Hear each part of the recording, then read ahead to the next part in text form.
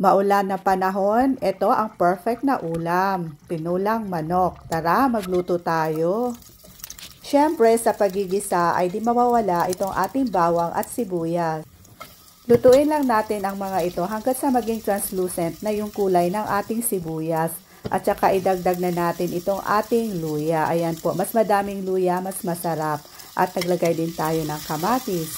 Ayan po, keep cooking lang po hanggat sa lumambot at bumango na itong ating mga spices.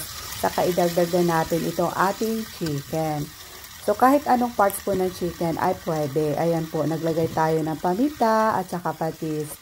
And then hayaang maluto hanggat sa lumabas yung kanyang katas at saka yung oil ng manok.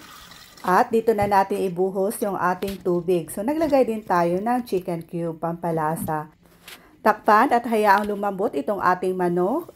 At pag lumambot na ay timplahan na natin ng asin pampalasa. Tsaka ilalagay na natin itong ating lemongrass at itong ating sayote. At hayaang maluto ng mga about 5 minutes.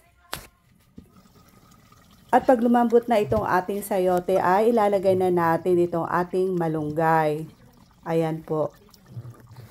Then simmer lang natin ang mga about 30 seconds at pagkatapos ay pwede na natin ilipat dito sa ating serving bowl. Ito na po ang ating tinolang manok.